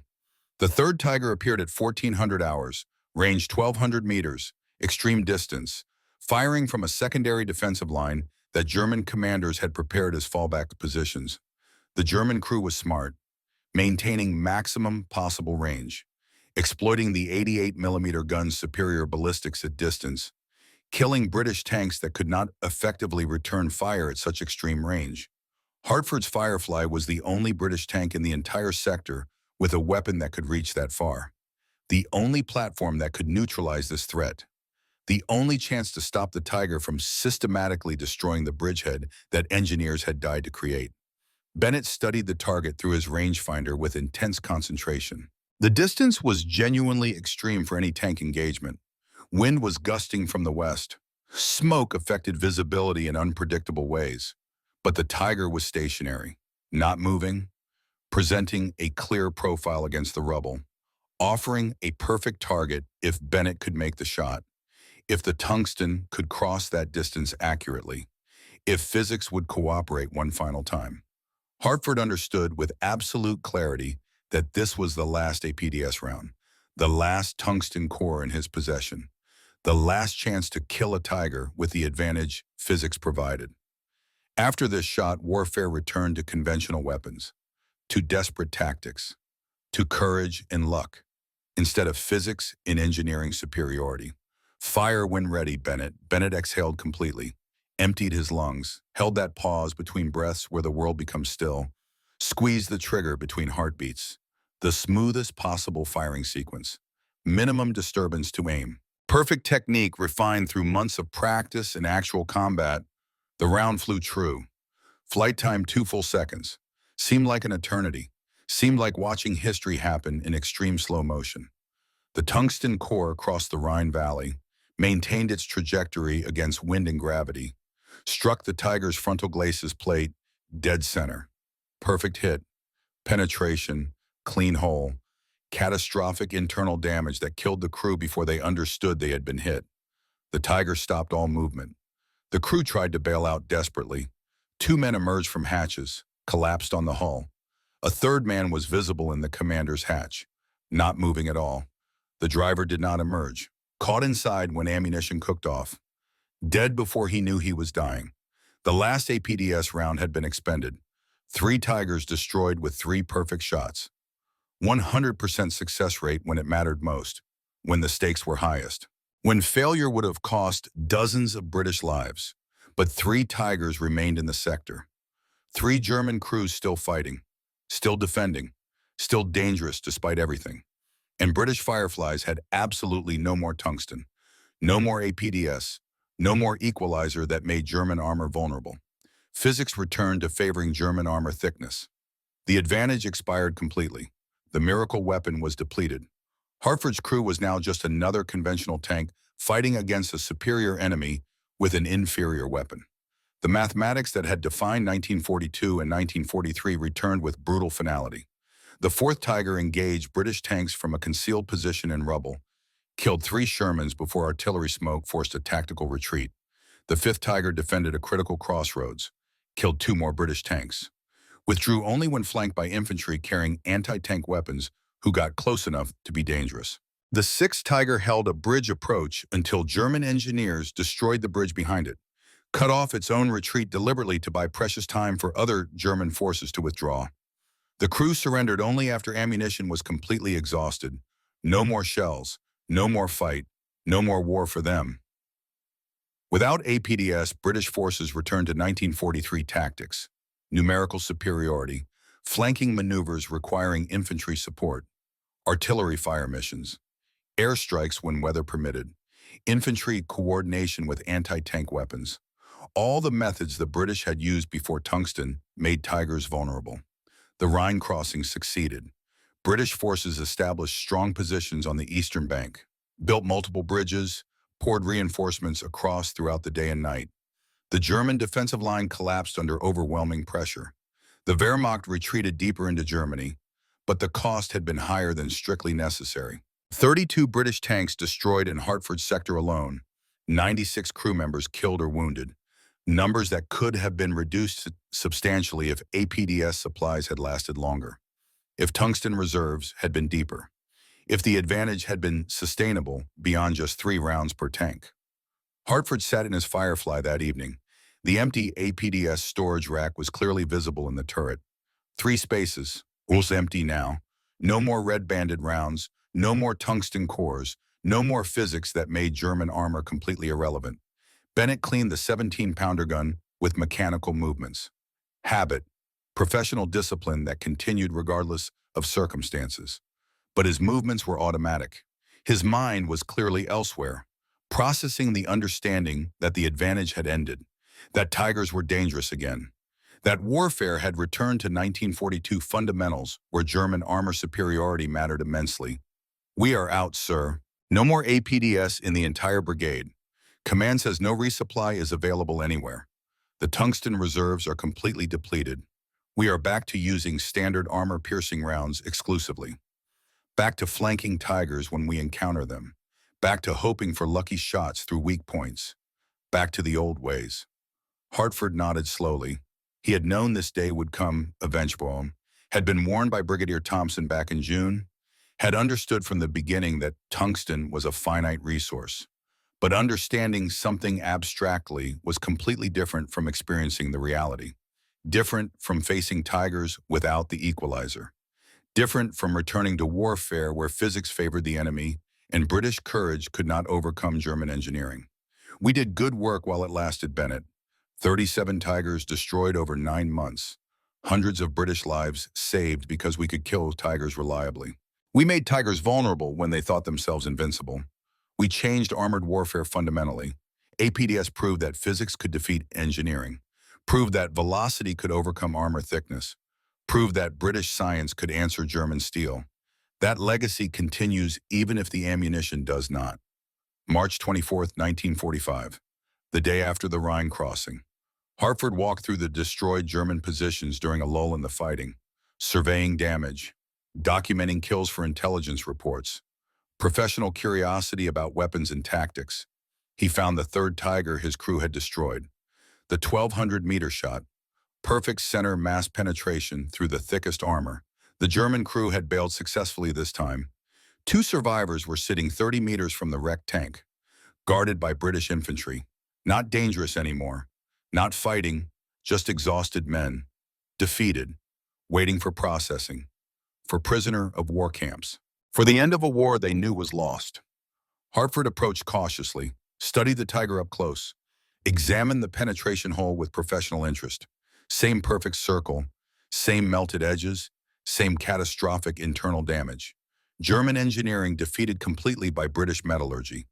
Krupp steel penetrated by tungsten carbide traveling at hypersonic velocity. Wehrmacht confidence destroyed by physics they had not anticipated or prepared for.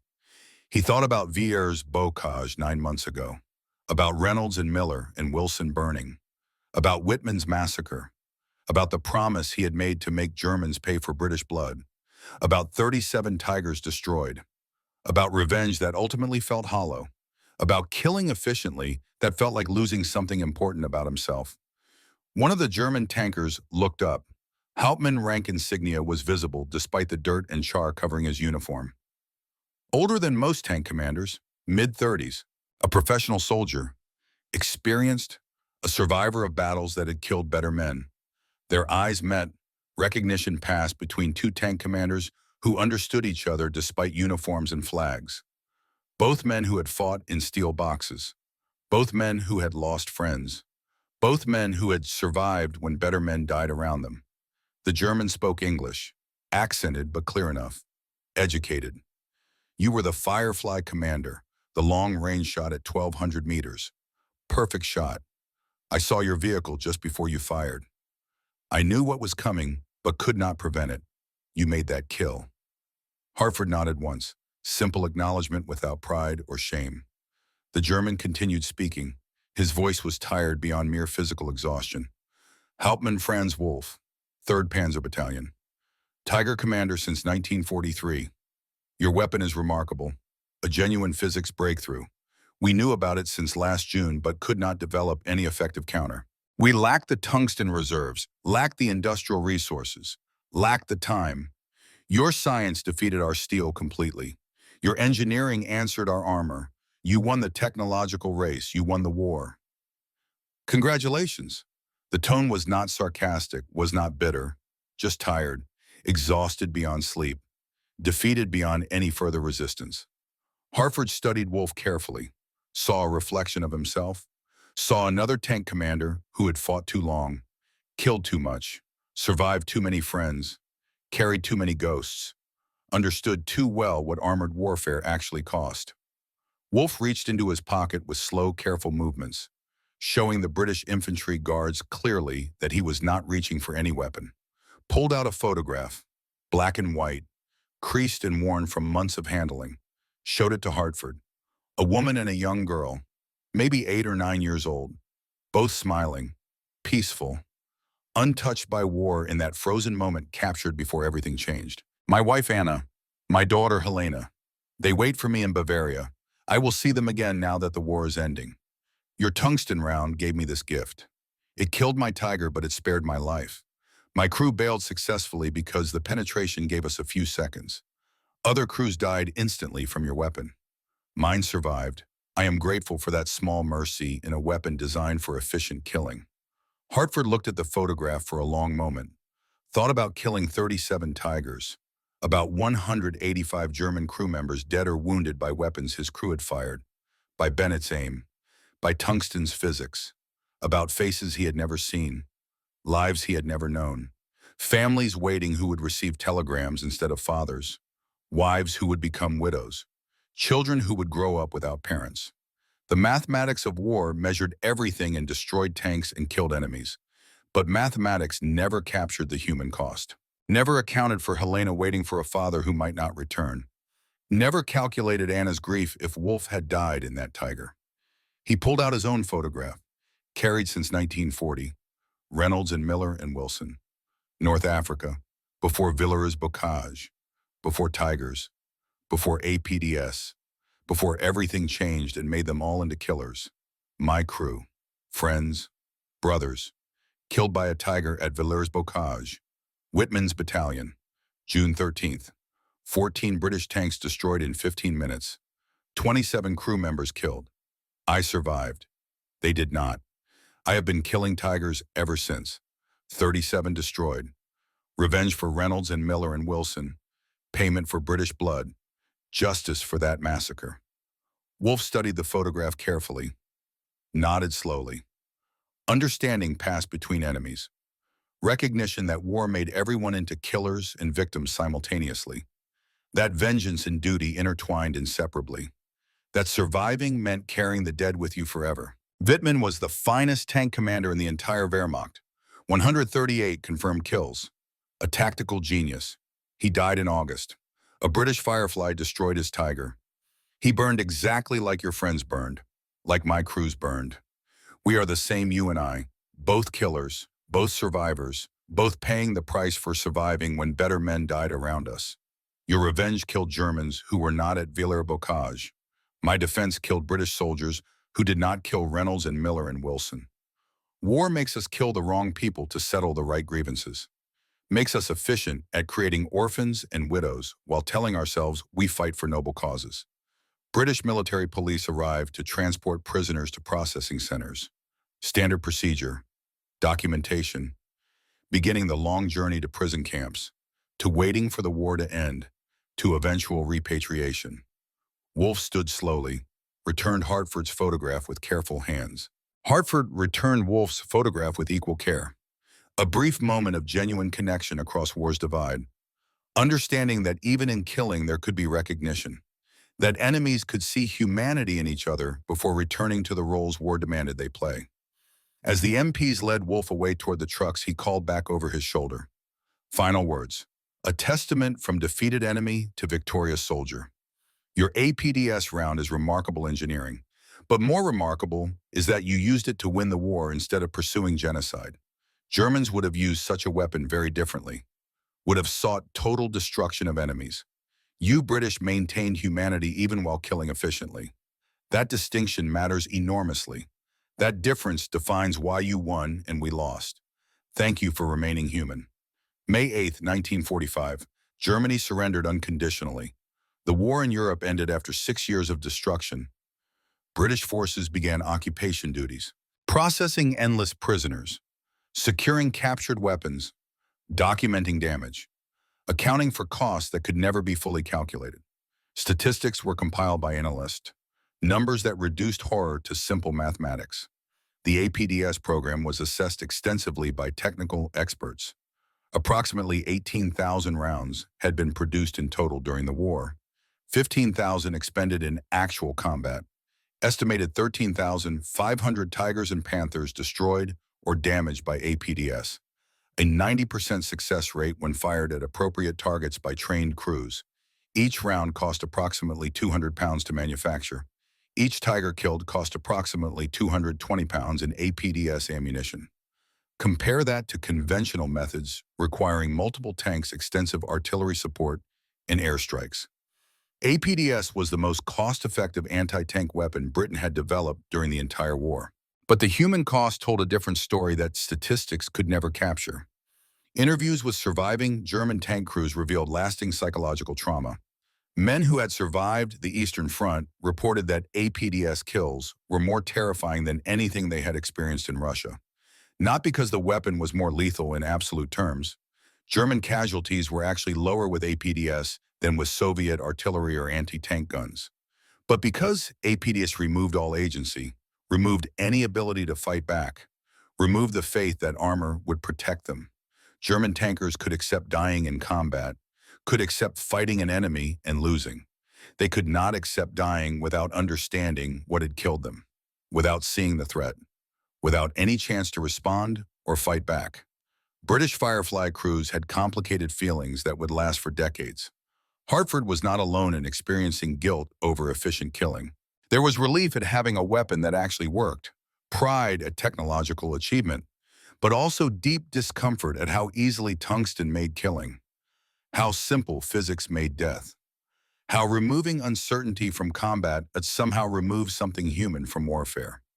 1953, 8 years after the war ended, Hartford received a letter at his home in Manchester. German postmark. Return address in Munich. He opened it carefully with hands that still shook slightly when remembering. Inside was a letter written in careful, precise English. Dear Lieutenant Hartford, 8 years have passed since Rhine. 8 years since your tungsten round destroyed my Tiger. Since your weapon ended my war. I wanted you to know that I survived. I returned to Anna and Helena, rebuilt a life from nothing, found work as a mechanical engineer. The irony is not lost on me. I learned about metallurgy, about materials science, about how metals behave under stress. Your APDS round taught me respect for British engineering, for physics that defeats confidence, for science that answers faith. I teach Helena about the war now, about the Tigers I commanded, about crew members who died, about the British Firefly that destroyed my tank but spared my life. I tell her that enemies can be humans, that wars end but humanity continues, that her father survived because a British soldier saw him as a father instead of just a target. That small mercy in an efficient weapon makes the difference between murder and warfare.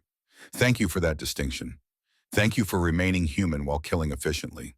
Thank you for understanding that tungsten penetrates steel, but humanity penetrates hatred. Your former enemy, Franz Wolf.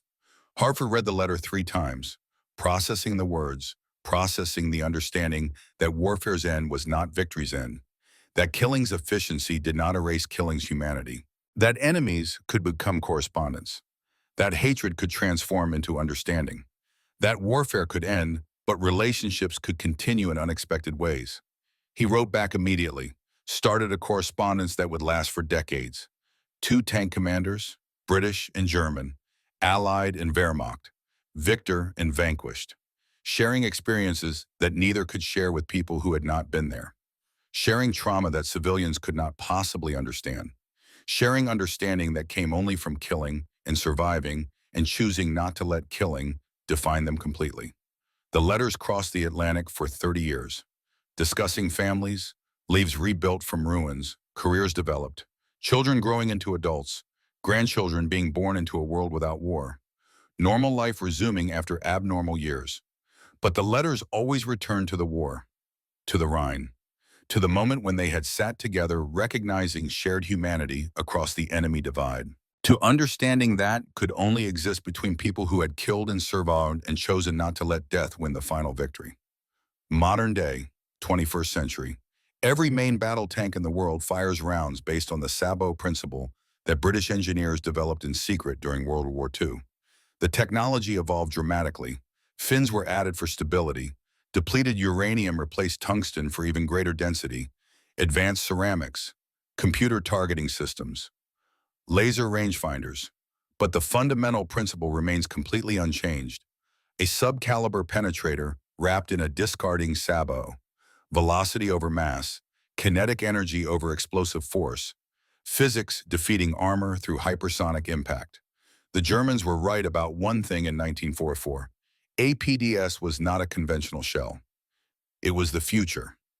It was warfare where victory belonged to whoever could manipulate matter and energy most efficiently.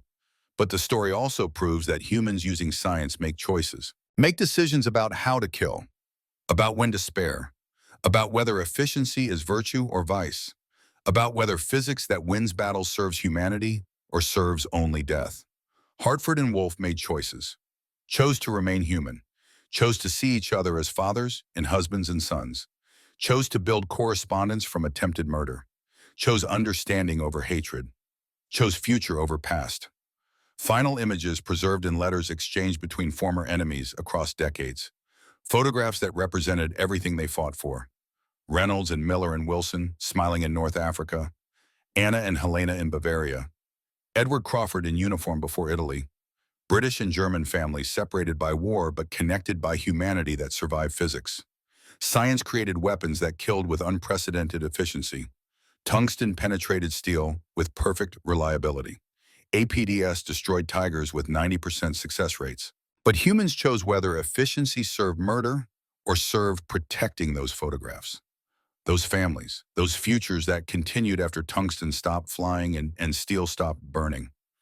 That was the legacy, not just APDS rounds or tiger kills or technological superiority, but the choice to remain human, the choice to see enemies as human, the choice to spare when possible, the choice to rebuild after destroying, the choice that made victory something more than mere efficiency at killing, made it the foundation for peace that followed.